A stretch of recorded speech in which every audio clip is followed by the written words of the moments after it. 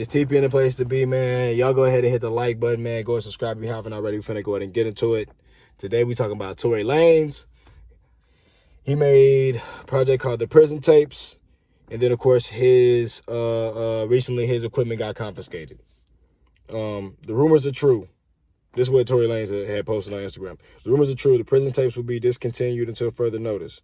However, it's important that my fans know that the truth about the crooked ass shit that's really going on here. My cell was not raided and trashed because I learned how to record myself in prison, or because I created the prison tapes.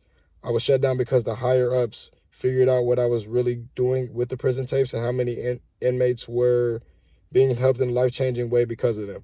Since the first day I was incarcerated, all I've seen is blacks and other minorities receive the most cruel, illegal, and unfair punishment treatment. For so many nights, I asked God to reveal his purpose in making me go through the ills of the prison system. I was later shown that purpose. I was placed in jail to suffer, to feel, and to witness firsthand the pain and the oppression being inflicted upon the young black, brown men and women of my generation.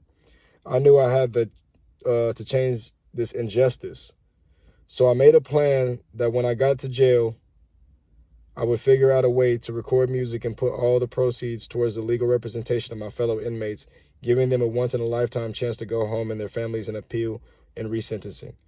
Although the higher-ups have stopped the prison tapes temporarily, they were too late to stop my overall plan. Since the month of July, I've afforded legal representation for 472 inmates and actively reopened 476 cases. With the help of legal firm Unite the People, so many inmates will return to their families and loved ones.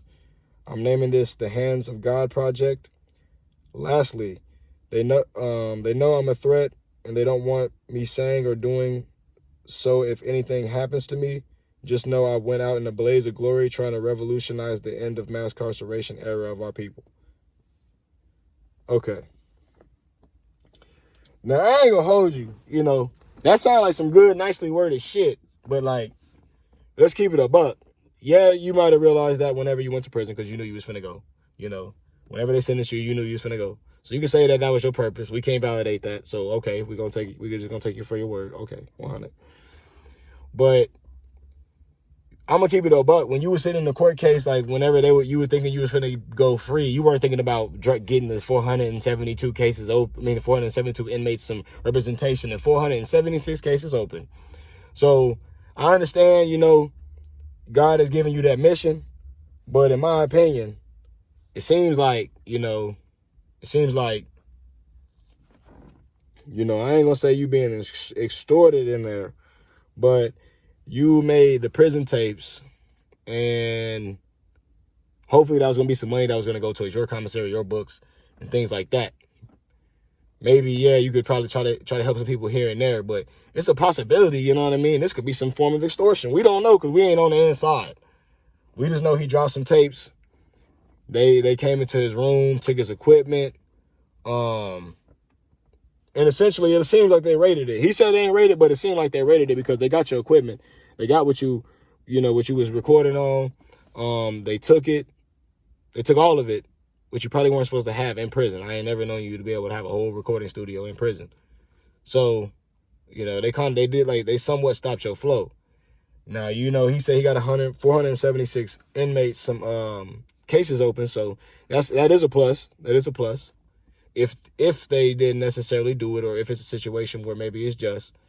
But to be honest with you, it's kind of hard to take the genuine, how genuine it is when you haven't been in prison for nearly as some of the time that some of the people been in there, which means you don't necessarily know a lot of what they saying. You know what I mean? You can't validate that. They might tell you, this happened, but it might be something completely different. That's just my take on it. So I don't know, bro. It seems like this would happen. There's nothing weird about the situation. It seems like you have, a whole studio in your prison cell. That after a while, once they realize you got music coming out, they hearing the same audio they hear when they talking in a cell. They like, what the fuck? Like, we hearing the same echo and everything. They're like, oh, no, he must have this in his cell. And go ahead and confiscate it. So in my opinion, like I said, it all makes sense. I'm pretty sure they don't care if you are a celebrity or not. They don't want you doing that type of stuff. Like, folks already got phones, and in some jails, they got tablets. So they looking at you like a whole recording studio. Oh, ain't no excuse, ain't no reason. But that's just my take on the situation, man. I feel like this was just inevitable. It was bound to happen. Like, this ain't one of them situations where it was like NBA YoungBoy, Pooh Shiesty dropping their stuff. I think Pooh Shiesty had got on the phone and made a call. He was on the phone the whole time he made his raps.